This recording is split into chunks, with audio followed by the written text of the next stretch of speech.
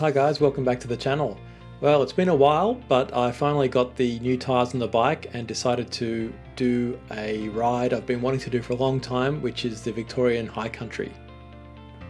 Because of the distance from Sydney, this was going to have to be a multi-day trip, so I started by spending the first day just riding down to Jindabyne, which is near the Australian ski fields.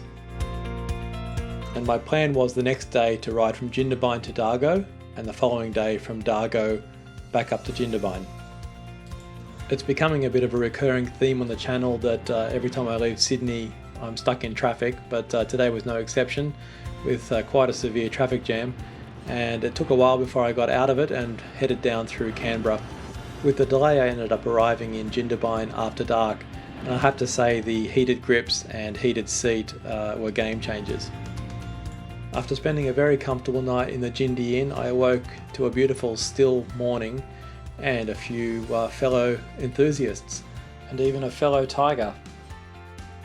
I was keen to make an early start because I knew I had a long distance to travel, and there was a particular stretch of the journey that I was a bit unsure about and a bit nervous about, which I'll get to later in the video. I was greeted by a very unusual sight in Australia, which is the low temperature warning. This seems to kick in at 4 degrees. I'd been keeping the speed down a bit, partly because I was still so cold and just waking up, and partly because I was worried about this sort of incident. Luckily I was able to avoid this little fella, but it certainly wasn't the last close encounter I would have with an animal on the road today.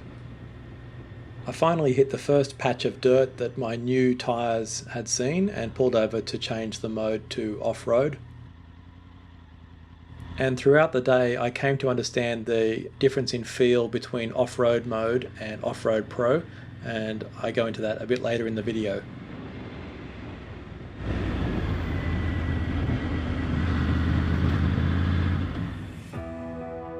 So far on the ride I've been heading down from Jindabyne through this farmland, and I was now starting to get closer to the national park. And even though I was still in farmland, the country was getting a lot wilder and bushier, and I was looking forward to entering the park itself and seeing this area for the first time.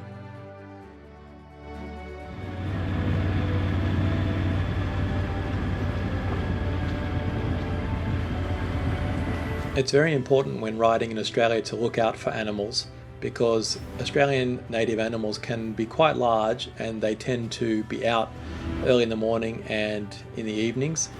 I thought I'd pause the video here to give you a chance to play a game of Spot the Kangaroo.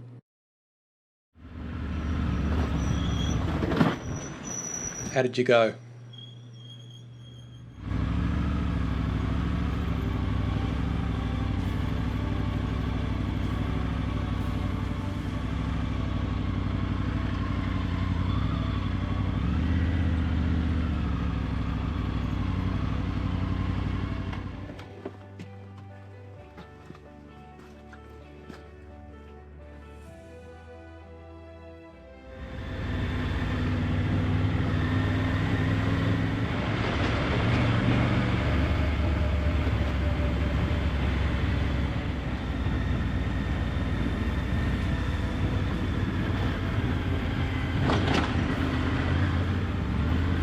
There are so many different species of kangaroos and wallabies, and when I saw this guy I thought I'd pull over, take out the camera and try and get a better look.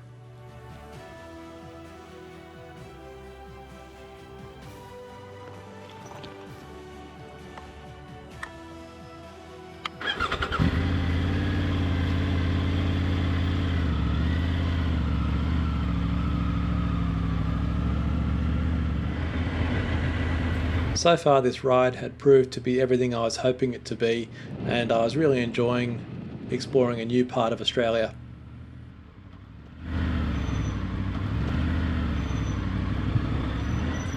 I pulled into the first campground I'd come across and got my first close-up view of the Snowy River.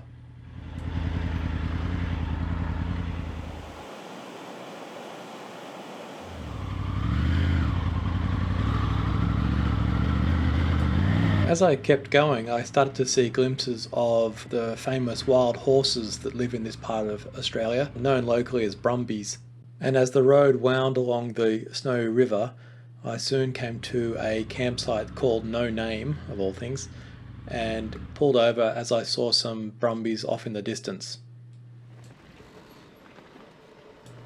I rolled into the site with the engine off, and you can probably tell I'm frantically trying to get the camera out to get some shots of these magnificent creatures.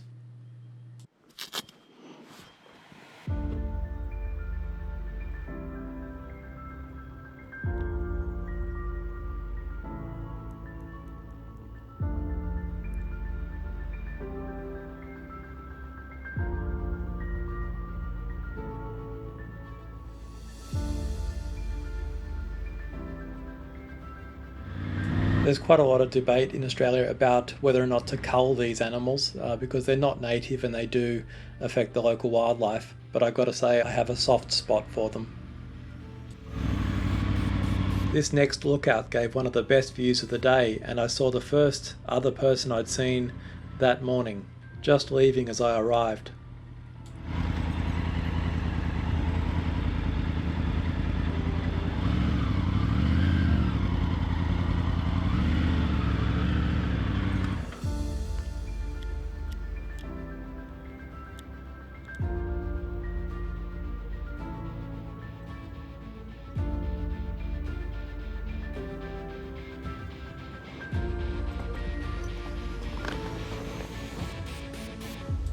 Throughout the day I experimented with the difference between off-road mode and off-road pro, and I have to say that there is quite a noticeable difference, and I found myself preferring the off-road pro.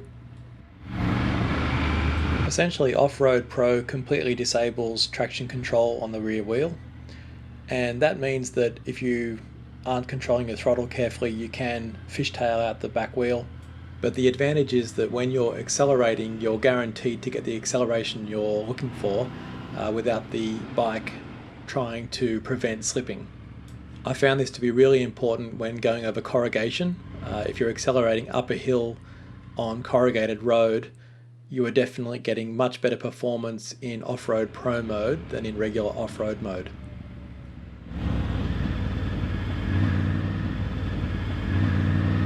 You might see me glance up to the left here, and it's because when I was first doing some research for this trip, I'd planned to go straight down to McKillop's bridge following the river, and according to the topographic map that wouldn't have been a problem.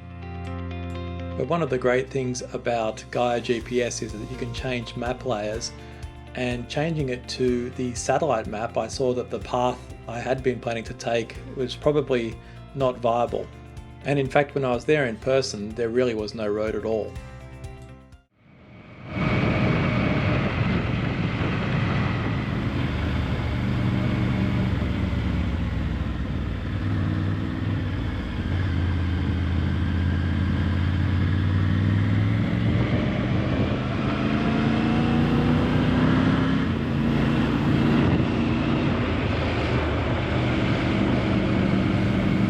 Now that I was no longer following the river, the road moved higher and higher, and quite suddenly I came out into open farmland.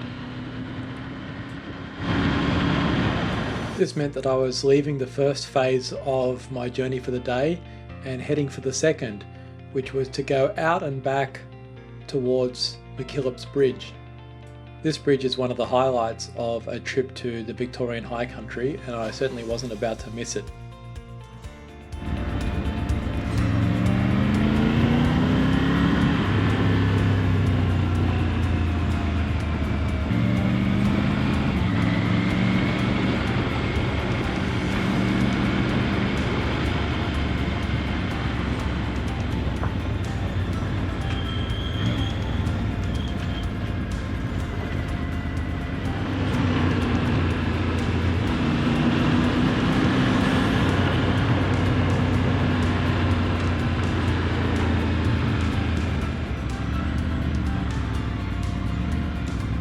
The road out to the bridge was one of the sketchiest of the day, and it was very hard to see any oncoming traffic around some of these tight corners, and the drop off was very steep.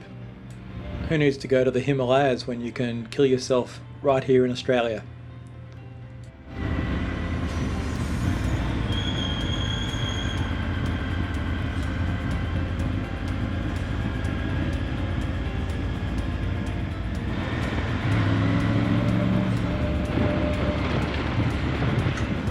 could tell from the navigation that I must be getting closer to the bridge, and sure enough I started to see it in the distance, but I wasn't prepared for just how big it is, being in such a remote location.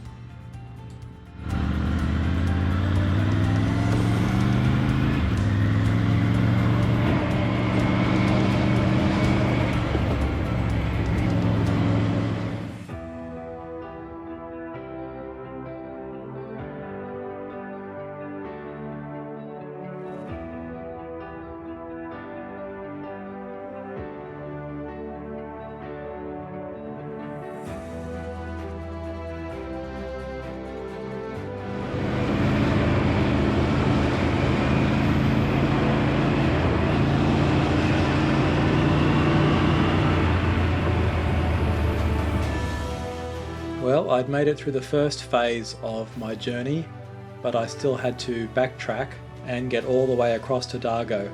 I'd planned out my trip very carefully, and if only I'd stuck to that plan, I would have avoided some of the unwanted adventure I was in for later that night before arriving at Dargo. Well, thanks again for watching another one of my videos. Don't forget to subscribe if you want to see how this trip turns out. The next video should be ready in about a week. See you next time.